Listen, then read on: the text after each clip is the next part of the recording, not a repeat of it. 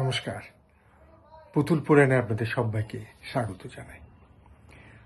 আজ আবার আরেকটি পর্বে এসে হাজির হয়েছি। আজকে একটি খুব গুরুত্বপূর্ণ এবং চমৎকার ঘটনার কথা বলবো। ঘটনা মানে এটা বাস্তব সত্য ঘটনা।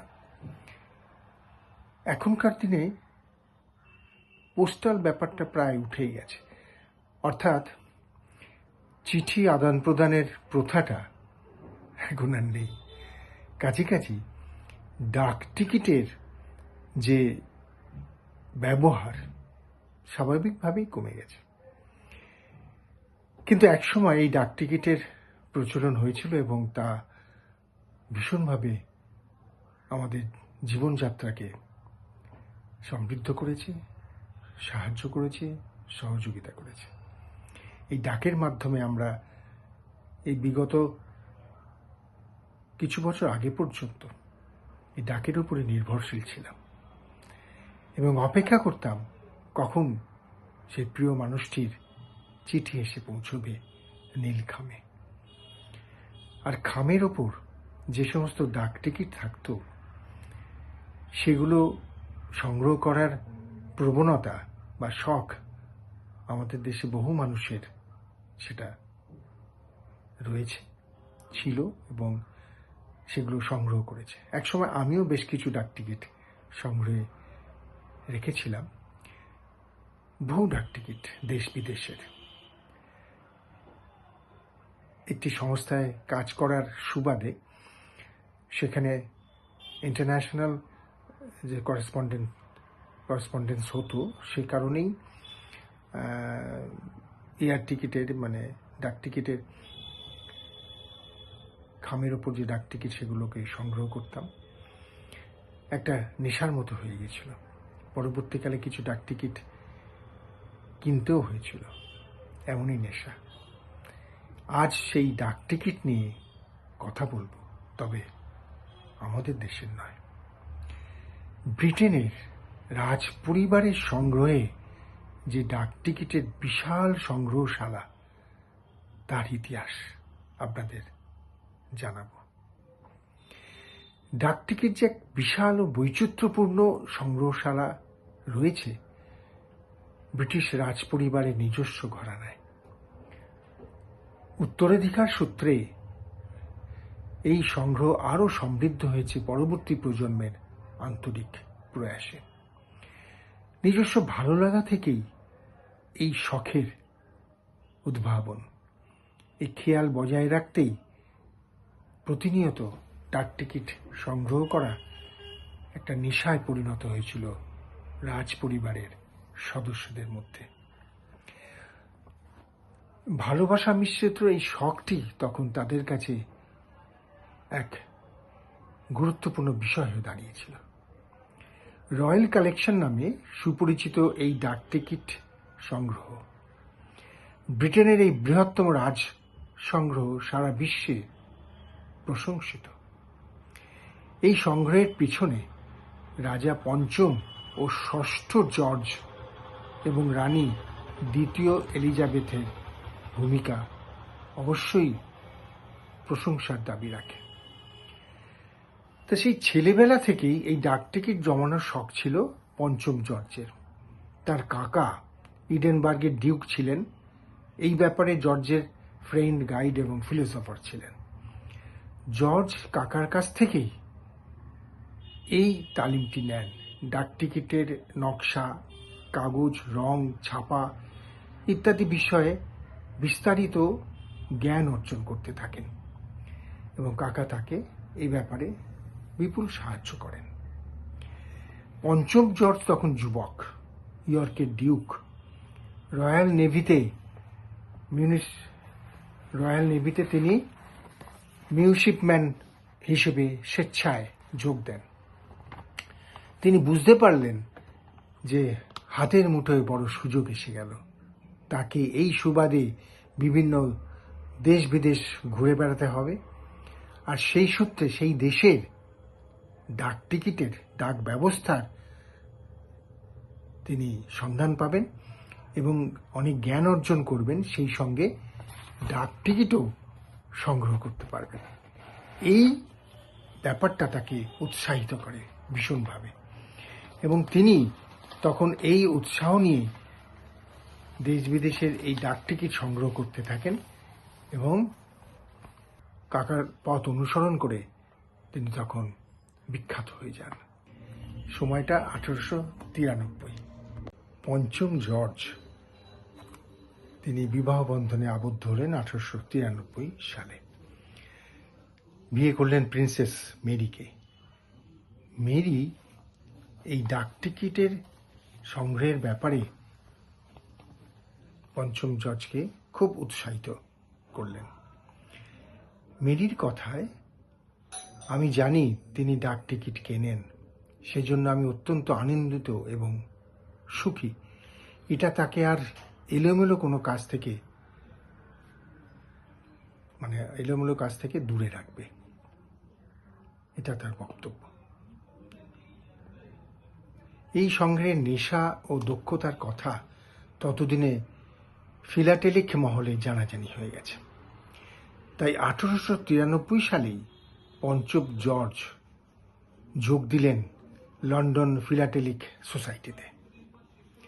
নিয়মিত অংশগ্রহণ করা থেকে শুরু করে তিনি সংস্থার নানান কর্মসূচিতে ভীষণ উৎসাহিত হলেন। 1896 সালে সোসাইটির প্রেসিডেন্ট পদে তখন আর্ল অফ কিংস্টনের যে পদাধিকার, তার মৃত্যু ঘটল 1896 সালে। তার মৃত্যুর পর, কিংস্টনের মৃত্যুর পর, তার জায়গা নিলেন পঞ্চম জর্জ। এবার প্রমাণ করলেন ডাক টিকিটের প্রতি তার অনুরাগ কতটা। তার উদ্যোগে সংস্থার চেহারাটাই বদলে গেল। বাবা সপ্তম এডওয়ার্ডের কাছ থেকে ফিলাটেলিক সোসাইটির জন্য চার্টার মঞ্জুর করলেন। ফলস্বরূপ লন্ডন ফিলাটেলিক সোসাইটির নাম পাল্টে রাখা হলো রয়্যাল ফিলাটেলিক সোসাইটি। সোসাইটির নামের সঙ্গে রাজপরিবার যুক্ত হওয়ায় সংস্থার ফান্ডের ব্যাপারে আর কোনো চিন্তা রইল না। সংগৃহীত ডাক টিকিটগুলোকে দেশের ক্রম অনুসারে তাকে সুন্দরভাবে অ্যালবামে রাখার ব্যবস্থা করলেন পঞ্চম জর্জ। 1910 সাল সম্রাট হলেন পঞ্চম জর্জ। ছিলেন সোসাইটির প্রেসিডেন্ট, এবার হলেন মুখ্য পৃষ্ঠপোষক। রাজা থাকতেন বাকিংহাম প্যালেসে। সেখানকার একটা বড় ঘর তিনি নির্দিষ্ট করলেন ডাক টিকিটের অ্যালবাম রাখার জন্য। মেহগনি কাঠ দিয়ে আলমারি তৈরি করা হলো সুন্দর করে। ঘরের অন্যান্য আসবাবপত্র তৈরি করতে রোজউড ব্যবহার করা হলো। কাঠ বাছাই এবং আলমারির নকশা স্বয়ং পঞ্চম জর্জ নিজেই করলেন। মেহগনিতে অন্যান্য কাঠের তুলনায় পোকা লাগার সম্ভাবনা কম, তাই রাজপরিবারের হেড কার্পেন্টার পাইন ও বার্মাটিক ব্যবহারের পরামর্শ দিলেও তিনি তা অগ্রাহ্য করেন। এই ঘরটার নাম দেয়া হলো স্ট্যাম্প রুম। দেখুন কিভাবে ব্রিটেনের রাজপরিবার এই ডাক টিকিট সংগ্রহের ব্যাপারে জড়িয়ে পড়ছে। এবং শুধু তাই নয়, নিরাপত্তার খাতিরে সেখানে সবসময় দুজন সশস্ত্র নিরাপত্তারক্ষী নিয়োগ করা হলো। রাজা তার নিজের পকেট থেকেই সমস্ত মাইনেপত্র দিতেন। এই রাজকীয় সংরক্ষণের জন্য একজন কিউরেটরের প্রয়োজন হয়ে পড়ল। তখন পঞ্চম জর্জ নিয়োগ করলেন একজন কিউরেটর। প্রথম শর্ত ছিল যে তাকে অবশ্যই ফিলাটেলিস্ট হতে হবে। ফিলাটেলিস্ট মানে যারা ডাক টিকিট সংগ্রহ করেন তাদের বলা হয় ফিলাটেলিস্ট। কিউরেটর নিয়োগ এবং তাকে ট্রেনিং দেওয়ার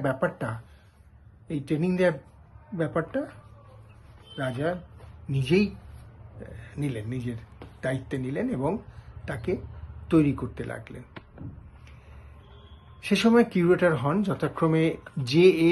থিলার্ড এবং এডওয়ার্ড ড্যানি বেকন। দুজনেই ছিলেন নামজাদা ফিলাটেলিস্ট। উভয়েরই ব্রিটিশ কলোনির দুর্দান্ত সংগ্রহ ছিল। বেকনের কাজে সন্তুষ্ট এবং খুশি হয়ে 1932 সালে তাকে নাইট উপাধিতে ভূষিত করেন রাজা পঞ্চম জর্জ। সুতরাং কিভাবে তিনি তার এই ডাকটিকিটের সাম্রাজ্য বিস্তারিত করছেন, গুছিয়ে তুলছেন, তা এই সমস্ত ঘটনা থেকে পরিষ্কার বোঝা যায়। তা বিশ্বের সব ডাকটিকিট সংগ্রহ করা যে সম্ভব নয় তা জানতেন পঞ্চম জর্জ। তাই তিনি ব্রিটিশ সাম্রাজ্যে প্রকাশিত ডাকটিকিটগুলোই সংগ্রহ করতেন। 280টি অ্যালবামে সেগুলো সংরক্ষিত আছে, ভাবা যায়। তাতে আছে 1847 সালের 21শে সেপ্টেম্বরে প্রকাশিত গাঢ় নীল রঙের পোস্ট অফিস মরিশাস, এবং সেই সঙ্গে তার সংগ্রহে 12টি, এই ডাকটিকিট মাত্র 12টি পাওয়া গেছে, তার সংগ্রহে আছে। বিশেষজ্ঞদের মতে তাদের মধ্যে পঞ্চম জর্জের সংগৃহীত কপিটি সব থেকে ভালো। 1904 সালের 13ই জানুয়ারি লিস্টার স্কোয়ার গ্যালারিতে নেভিল স্টকেনের প্রতিষ্ঠান পুটিক অ্যান্ড সিম্পসন এর নিলামে ইংল্যান্ডেরই এক উচ্চপদস্থ রাজকর্মচারী জেমস বুনারের কাছ থেকে কেনা হয় ডাকটিকিট। পঞ্চম জর্জ তখন প্রিন্স অফ ওয়েলস। তার প্রতিনিধি যে এফোর্ট মারফত 1450 পাউন্ডের বিনিময়ে ডাকটিকিট কিনে ফেলেন। ইনভার্টেড সোয়ান 1854 সালের অগাস্ট মাসে পশ্চিম অস্ট্রেলিয়া থেকে ছাপা হয়েছিল। সেটিকে এজেন্ট মারফত 4 পেন্স মূল্যের বিনিময়ে কেনেন রাজা। আজ পর্যন্ত মাত্র 14টি নমুনা পাওয়া গেছে এই স্ট্যাম্পের, ভাবুন একবার। এছাড়াও বিভিন্ন দেশের সরকার এবং ব্যক্তিবিশেষের কাছ থেকে উপহার হিসেবেও তিনি পেয়েছেন বেশ কটি মূল্যবান ডাকটিকিট। রাজা নিজেও স্ট্যাম্পের দোকানে গিয়ে স্ট্যাম্প কেনাকাটা করতেন। বুঝুন, এতটাই নেশাগ্রস্ত ছিলেন তিনি এই স্ট্যাম্পের ব্যাপারে। পঞ্চম জর্জের পুত্র ষষ্ঠ জর্জ, এবার তার রাজত্ব। বাবার মৃত্যুর পর তিনি রাজা হলেন। স্বাভাবিকভাবে তিনিও বাবার মতোই রয়্যাল ফিলাটেক সোসাইটির মুখ্য পৃষ্ঠপোষক নিযুক্ত হলেন। তিনিও ছেলেবেলা থেকেই আগ্রহী হয়ে পড়েছিলেন এই ডাকটিকিট সংগ্রহের অভিযানে।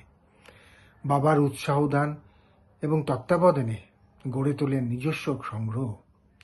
শোনা যায় পঞ্চম জর্জ তার পুত্রকে ডাকটিকিটের ব্যাপারে সচেতন ও শিক্ষিত করে তোলার জন্য একজন ফিলাটেলিস্ট নিযুক্ত করেন শিক্ষক হিসেবে। ভাবুন ব্যাপারটা। সেই বাবার মৃত্যুর পর তার বিপুল সংগ্রহের মালিক হলেন ষষ্ঠ জর্জ। তার নিজের সংগ্রহ ও বাবার সংগ্রহ দুটি আলাদা আলাদা করে তিনি সংরক্ষিত করলেন। বাবার অ্যালবামগুলো লাল রঙের চামড়া বাঁধাই এবং তার নাম রাখলেন রেড কালেকশন। আর নিজেরগুলো তিনি নীল রঙের চামড়া দিয়ে মুড়িয়ে রাখলেন আর নাম দিলেন স্বাভাবিকভাবেই ব্লু কালেকশন। তো এইভাবে বংশ পরম্পরায় ডাকটিকিট সংগ্রহের যে অভিযান তা চলতেই থাকলো। তো বাবার মতো ষষ্ঠ জর্জও সংগ্রহ করতেন ব্রিটেন ও তার কলোনিগুলোতে প্রকাশিত স্ট্যাম্প। তাছাড়া ডাকটিকিটের খসড়া ও মূল নকশা, কালার ট্রায়াল অর্থাৎ প্রকাশের আগে নমুনা হিসেবে নানা রঙে ছাপানো একই ডাকটিকিট, ডাই, প্লেট, প্রুফ প্রভৃতিও সংগ্রহ করতেন ষষ্ঠ জর্জ। তিনি কাচের আলমারি তৈরি করান। স্ট্যাম্প রুমকে পোকামাকড়ের হাত থেকে রক্ষা করার জন্য তিনি এই ব্যবস্থা নেন। এবং শুধু তাই নয়, ভেষজ কীটনাশক প্রয়োগও করতে ভোলেন না। এতটাই ইনভলভমেন্ট। শেড দেয়া নরম আলোর ব্যবস্থা করেন তিনি। চড়া আলোয় ঘরের তাপমাত্রা বাড়ে, তাই এই ব্যবস্থা। এবারে আসা যাক ইংল্যান্ডের রানী দ্বিতীয় এলিজাবেথের কথায়। তাঁরও ডাকটিকিটের সংগ্রহের শখ ছিল। তিনি সর্বপ্রথমে তৈরি করেছিলেন স্ট্রং রুম, এবং দুর্লভ সেই ডাকটিকিটগুলো সেখানে সুরক্ষিত করে রাখতেন। ডাকটিকিট সংক্রান্ত খবরাখবরের কাটিং পর্যন্ত সংরক্ষণের আলাদা ব্যবস্থা করেন তিনি বিশ্বাস করতেন যে রয়্যাল কালেকশনের রাজকীয় ঐতিহ্য বজায় রাখতে অবশ্যই দরকার ডাকটিকিট সংক্রান্ত খবরাখবরের সংরক্ষণ। তো তিনি রয়্যাল কালেকশনের অঙ্গ হিসেবে একটি ফিলাটেলিক লাইব্রেরি গড়ার উদ্যোগ নেন। এখানে নতুনের পাশাপাশি অধুনালুপ্ত বা পুরনো দিনের ডাকটিকিট সংক্রান্ত পত্রপত্রিকা বা বইপত্রও সংরক্ষণ ও সংগ্রহের ব্যবস্থা করেন। রয়্যাল কালেকশনে অনেক ভুল ছাপা স্ট্যাম্পও আছে। এমনই এক ডাকটিকিট 2.5 পেন্স প্রুশিয়ান ব্লু। 1935 সালে 26শে জুন পঞ্চম জর্জের রাজত্বের রজত জয়ন্তী উপলক্ষে ব্রিটেনের ডাক বিভাগ 2.5 পেন্স দামের নীল রঙের ডাকটিকিট প্রকাশ করে। তখনই ভুলবশত কিছু ডাকটিকিট প্রুশিয়ান ব্লুতে ছাপা হয়ে যায়। দেখুন, এই রঙের ব্যাপারে বা এই ডাকটিকিটের ব্যাপারে খুঁতখুঁতানি ছিল, সেটাও কিন্তু আমরা লক্ষ্য করছি। এমন অনেক ডাকটিকিট আছে যার দ্বিতীয় কপি আর কারো কাছে নেই।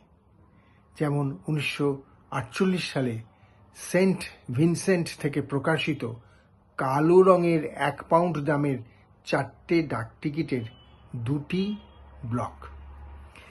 রয়্যাল ওয়েন্ডিংয়ের 25 বছর পূর্তিতে এটি প্রকাশিত হয়। ছাপা হয়েছিল লন্ডনে। সেখান থেকেই স্ট্যাম্পের পুরো লটটা জাহাজে করে সেন্ট ভিনসেন্টের রাজধানী কিংসটাউনে যাওয়ার পথে জাহাজ সমুদ্রে ডুবে যায়। ফলস্বরূপ সলিল সমাধি হয় স্ট্যাম্পগুলোর। পরে অবশ্য এই ডাকটিকিট আবার ছাপা হয়, তবে তা পার্পেল কালারে। এভাবেই ডাকটিকিটের যে একটা বিশাল সাম্রাজ্য তৈরি হয়েছিল তার ইতিহাস আমরা জানতে পারছি। পৃথিবীতে বেশ কিছু রাজ সংগ্রহ আছে এই ডাকটিকিটের। যেমন মিশরের রাজা ফুরাদ এবং তার ছেলে ফারুকের সংগ্রহে আছে বেশ কিছু ডাকটিকিট। রোমানিয়ার রাজা ক্যারলের সংগ্রহে আছে ডাকটিকিট। নেপালের রাজা ত্রিভুবন ও জ্ঞানেন্দ্রেরও সংগ্রহে আছে বেশ কিছু ডাকটিকিট। আছে মোনাকোর যুবরাজ রেনিয়ের সংগ্রহে। এছাড়াও তালিকায় আছেন স্পেনের রাজা ত্রয়োদশ আলফানসো, সুইডেনের রাজা গুস্তাভো। এদের সংগ্রহে ডাকটিকিট এর বিপুল সম্ভার সংরক্ষিত আছে আজও। তবে সব দিক থেকে বিচার বিশ্লেষণ করলে বিশ্বে সবাই এটাই মান্যতা দিয়েছেন যে ব্রিটেনের রাজপরিবারের যে সংগ্রহ তা কিন্তু সবার থেকে আলাদা এবং অবশ্যই মনোরম, সুন্দর, যা পরবর্তীকালে দেশ বিদেশের বিভিন্ন মানুষের কাছে সমানভাবে সমাদৃত। কেমন লাগলো ব্রিটেন রাজপরিবারের এই ডাকটিকিটের মূল্যবান তথ্যটি? ভালো লাগলে পুতুল পুরাণের সঙ্গে থাকুন, লাইক, শেয়ার, সাবস্ক্রাইব করুন, আর প্রতি রবিবার শুনতে থাকুন পুতুল পুরাণ। আজ এই পর্যন্তই। সবাই ভালো থাকবেন। নমস্কার।